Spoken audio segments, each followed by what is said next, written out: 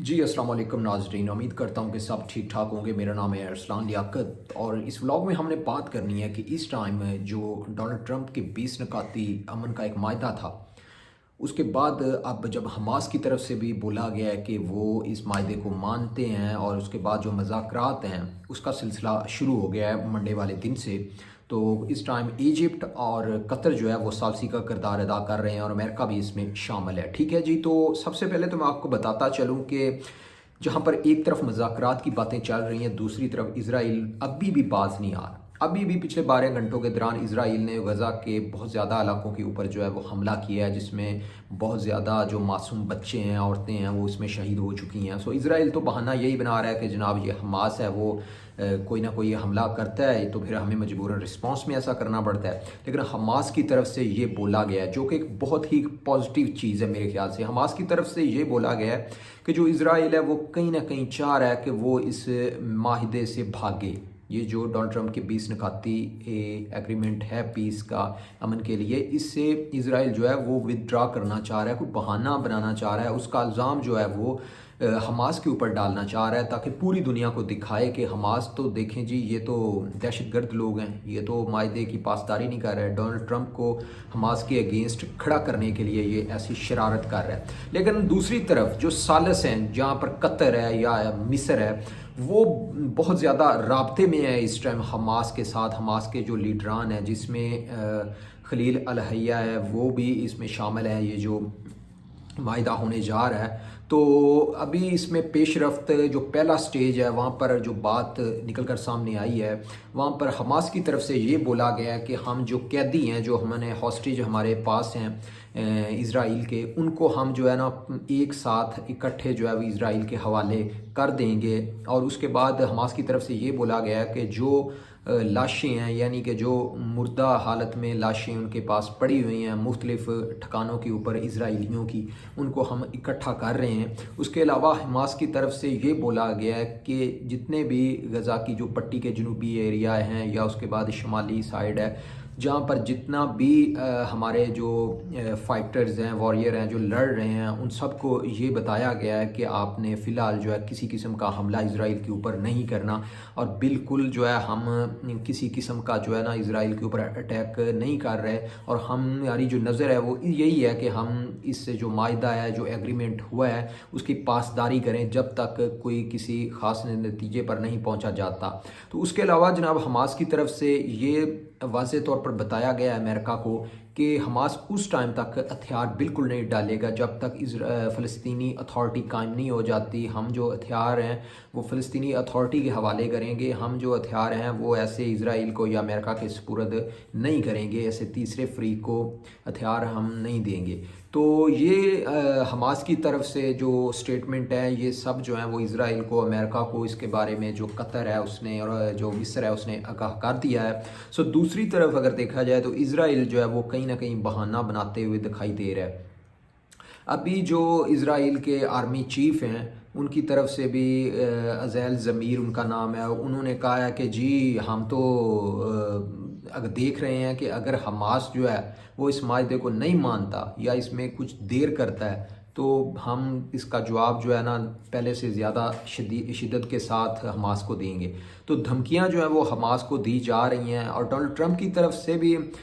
जो बोला तो हमास को यही गया है कि अगर आप एग्रीमेंट नहीं मानोगे तो आपके ऊपर जो है ना स्ट्राइक और ज़्यादा सख्त हो जाएगी। लेकिन उसके साथ साथ अगर डोनाल्ड ट्रंप की जो पर्सनैलिटी है ना, मैं समझता हूँ कि डोनाल्ड ट्रंप उस तरह का बंदा नहीं है जिस तरह एक अमेरिका के एक्स प्रेसिडेंट आए हैं कि वो एक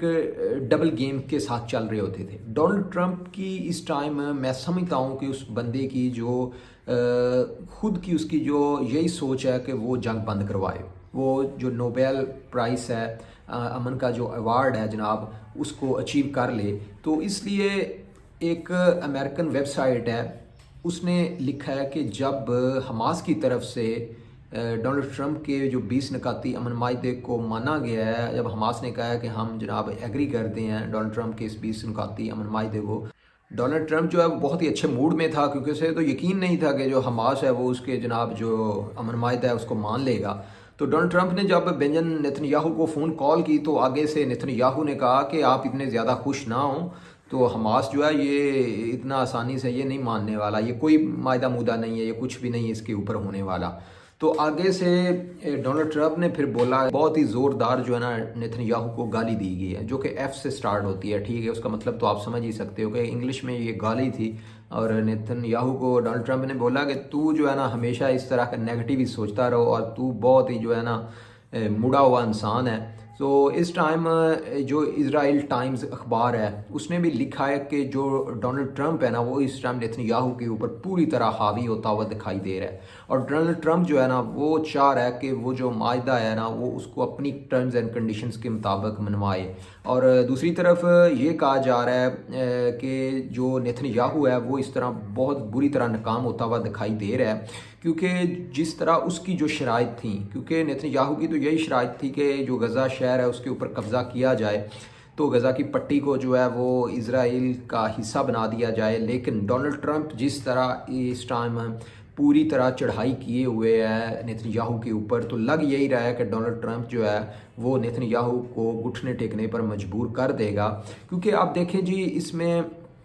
قطر کا رول بہت زیادہ نظر آ رہا ہے، کیونکہ ڈونلڈ ٹرمپ اگر دیکھا جائے تو جب سے اسرائیل نے حملہ کیا ہے نا قطر کے اوپر، اس کے بعد پھر ڈونلڈ ٹرمپ کی طرف سے قطر کو جناب سیکیورٹی بھی دینے کا وعدہ کیا گیا۔ ہاں جی، جب سے اسرائیل نے قطر کے اوپر حملہ کیا تھا تب سے ڈونلڈ ٹرمپ جو ہے وہ بینجن نیتن یاہو سے ناراض ہوتا ہوا دکھائی دیا ہے۔ اور اس کے علاوہ جناب ابھی ریسنٹلی جو ڈونلڈ ٹرمپ نے ایگزیکٹو آرڈر ہوتا ہے پریزیڈنٹ کا، اس کے اوپر سگنیچر کر دیے ہیں، جس کے بعد ایک طرح سے جس طرح نیٹو کنٹریز کا ہے نا کسی ایک کنٹری کے اوپر حملہ باقی کنٹریز کے اوپر حملہ تصور ہوگا، سو سیم اسی طرح کا جو آرٹیکل ہے وہ اس کے اوپر بھی نافذ ہو رہا ہے قطر کی سیکیورٹی کے حوالے سے۔ اور ویسے یہ کانگریس کے اندر سے تو نہیں ہے، لیکن یہ ایک پریزیڈنٹ کی طرف سے یہ ایک ایگزیکٹو آرڈر ہے۔ سو یہ تو ہے کہ کل کو اگر کوئی امریکہ کو یہ پریزیڈنٹ چینج ہوتا ہے تو وہ اس ایگریمنٹ سے پیچھے بھی ہو سکتا ہے، یہ معاہدہ ختم بھی ہو سکتا ہے قطر کے ساتھ۔ لیکن بظاہر اس ٹائم میں جس طرح کا جو ایگریمنٹ کیا ہے ڈونلڈ ٹرمپ نے، یہ قطر کو بظاہر ایک مطمئن کرنے کے لیے، سیٹسفائڈ کرنے کے لیے تھا کہ اب ہم جو ہے آپ کے اوپر حملہ ہوتا ہے تو اپنے آپ امریکہ کے اوپر حملہ کنسیڈر کیا جائے گا۔ ایون کہ آپ نے دیکھا ہے کہ قطر کے اندر تو بڑے سال ہو گئے ہیں، العدید ایئر بیس ہے، سب سے بڑا جو فوجی اڈا ہے یہاں پہ گلف کے اندر وہ قطر کے اندر موجود ہے، جس میں 10 سے لے کے 15,000 امریکی فوجی موجود ہیں۔ لیکن وہ کیوں نہیں بچا سکے جب یہ اٹیک ہوا ہے اسرائیل کی جانب سے، جس میں ایک قطری سیکیورٹی اہلکار بھی اس میں مارا گیا تھا، اس کے علاوہ جو حماس کے لوگ ہیں وہ بھی اس میں کافی زیادہ جو ہیں وہ اس میں شہید ہوئے ہیں۔ سو اگر اس چیز کو دیکھا جائے تو ابھی امریکہ جو ہے ڈونلڈ ٹرمپ جو ہے وہ قطر کو مطمئن کرنے کے لیے، قطر کو خوش کرنے کے لیے، کیونکہ قطر کے پاس بھائی موٹا مال ہے، ٹھیک ہے، امیر لوگ ہیں، تو ڈونلڈ ٹرمپ کے اس کے علاوہ بزنس ان کے ڈونلڈ ٹرمپ کا جو بیٹا ہے وہ بھی ابھی قطر کے اندر جو ایک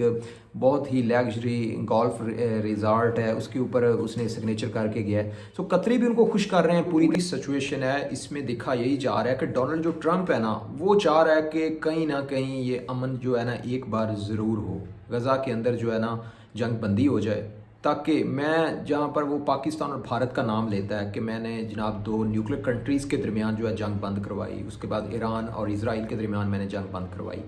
تو یہ کریڈٹ جو ہے ڈونلڈ ٹرمپ اس کو ساتھ لے کر جانا چاہتا ہے اور وہ بتانا چاہتا ہے دنیا کو کہ دیکھو یار کب سے مطلب یہ اسرائیل اور فلسطین کا مسئلہ چل رہا تھا، اور کتنے یہاں پر مطلب امریکہ کے پریزیڈنٹ آئے یا جو بھی یہاں پر جتنے بھی لیڈرز آئے، ورلڈ لیڈر آئے، تو یہ مسئلے کو سالو نہیں کروا سکے، تو یہ سارا کچھ ڈونلڈ ٹرمپ نے کروایا ہے۔ تو اس لیے نیتن یاہو جو ہے پہلے تو یہی نیتن یاہو جو ہے اپنے آپ کو اسرائیل کے اندر بھی جا کے یہی کچھ وہ بتاتا ہے اپنے لوگوں کو بھی کہ ڈونلڈ ٹرمپ جو ہے وہ سارا کو سارا جناب نیتن یاہو کے مرہونے ملتا ہے، کہ مطلب جیسے نیتن یاہو چاہے گا ڈونلڈ ٹرمپ وہی ڈیسیجن دے گا، ٹھیک ہے۔ لیکن اب جو سچویشن بن گئی ہے، جب سے خاص طور پہ قطر کے اندر سے حملہ ہوا ہے، اسرائیل نے بہت بڑی غلطی کی تھی اس ٹائم جب قطر کے اوپر اٹیک کیا، اس کے بعد جیسے اسلامک دنیا کی طرف سے ریئیکشن آیا ہے نا، پہلی بار ایسا ہوا ہے کہ یار اسلامک دنیا ہے وہ بڑی سیریس ہو کر بیٹھی ہے، اور پاکستان جہاں پر لیڈ کر رہا تھا، سعودی عربیہ بھی بہت زیادہ اگریسو تھا، اس کے بعد سعودی عربیہ نے پاکستان کے ساتھ ڈیفنس پیکٹ سائن کیا ہے، تو اب امریکہ کو یہ محسوس ہوا ہے یا ڈونلڈ ٹرمپ کو محسوس ہوا ہے کہ اگر سعودی عرب نے پاکستان کے ساتھ ڈیفنس پیک کر لیا، یہ نہ ہو پاکستان کا قطر کے ساتھ بھی ہو جائے یا باقی یہ اسلامک کنٹریز آپس میں جڑ نہ جائیں، تو اس لیے قطر کے ساتھ جو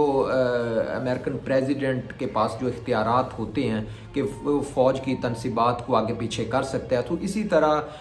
جو ڈونلڈ ٹرمپ ہے نا، اس نے اپنے اختیارات کو استعمال کرتے ہوئے جو ایگریمنٹ سائن کیا ہے قطر کی سیکیورٹی کے حوالے سے، تب سے دیکھا یہی جا رہا ہے کہ اب جیسے حماس ہے، اور حماس بھی آپ کو پتہ ہے کہ مطلب بڑی دیر سے حماس کے اوپر یہ الزام لگایا جاتا ہے کہ حماس کے جو لیڈران ہیں وہ قطر کے اندر رہتے ہیں اور قطر ان کو پناہ دیتا ہے، اور اسرائیل بھی یہ سمجھتا ہے کہ قطر ہمارا بہت بڑا دشمن ہے۔ لیکن جیسے کہ آپ کو یہ بھی پتہ ہے کہ الحدید ایئر بیس جو کہ قطر کے اندر موجود ہے، تو قطر جو ہے وہ تو امریکہ کا بھی بہت کلوز پارٹنر ہے، اور قطر یہ بولتا ہے کہ اگر یہاں پر حماس کے لیڈر قطر کے اندر موجود تھے تو یہ ہم نے امریکہ سے پوچھا ہوا تھا وداؤٹ اینی پرمیشن، یہاں پر حماس کے لیڈران قطر کے اندر نہیں رہ رہے تھے، ٹھیک ہے۔ تو ابھی جناب جیسے ڈونلڈ ٹرمپ کی طرف سے ریئیکشن آیا ہے سامنے اس پوری سچویشن کو، کہ ڈونلڈ ٹرمپ جو ہے کہتا ہے کہ قطر اور مصر جو ہے ثالثی کا کردار ادا کرے، تو اس حوالے سے امید یہی کی جا رہی ہے کہ اب جو آئندہ آنے والے کچھ دن ہیں یہ بہت زیادہ امپورٹنٹ ہیں۔ تو جناب باقی مزید اپڈیٹ کے لیے میرے اس چینل کو ضرور سبسکرائب کریں، اس ویڈیو کو اگر پسند آئی تو آگے ضرور شیئر کریں۔